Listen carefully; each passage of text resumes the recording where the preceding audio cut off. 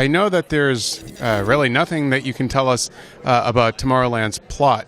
But the original working title was what, 1952? Correct, yeah. Is the movie set in the 50s? Is there any tie to the old Walt Disney hosted show? I mean, we pulled the title. 1952 was always the code name of the movie because that was the marking on this box that was sort of the inspiration point for the movie. We still don't know why it said 1952 on that box because there's stuff in it from as early as the late 1920s and as late as the early 80s. So it basically spans this 50-year period in the 20th century. But 52 was sort of the birth of Imagineering, and the box obviously has links to Imagineering. And I think the history, the undercurrent, the backstory of the movie, if you will, is tied to Imagineering, although the movie isn't a big, hey, this is all about Disneyland. I think that Tomorrowland is just as related to the Tomorrowland in the park as the Pirates of the Caribbean movie is related to the Pirates of the Caribbean attraction in the park.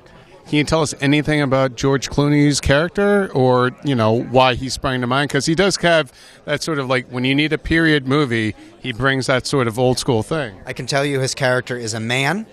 He's very handsome, very intelligent. He has a great sense of humor. So he's switching it up finally. Yeah. If I talk about the period of the movie, I just feel like it's a big spoiler, and already there's enough stuff out there that people, we did our first day of principal photography. I noticed people were taking pictures, so you'll draw your own conclusions as to when and how the movie is set. But I just don't want to give anything away. And then I have to ask you about another major Disney property that your name has been bounced around about. Anything about any truth to the Star Wars stuff, or anything maybe coming back to Star Trek?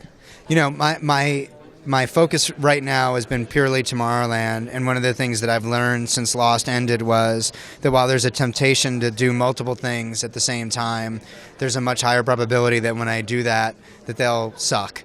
It's hard enough to make something good when I've got my sole attention on it. So this isn't me saying that I would say no if Star Wars were offered to me, but by the time I found out about it, that it existed and that Disney was buying Lucasfilm, Michael Arndt had already been working on the script with George for 6 months, and I couldn't feel like that movie was in better hands creatively than with Michael and JJ. So I know as much about that movie as you do, and I suspect am as eager to see it as you are. Trek?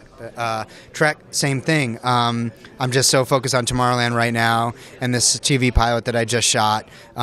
If they started working on the next Trek 6 months from now, I would love to be involved, but I think they want to be full steam ahead now. So I think Bob and Alex are just taking the reins, from what I understand.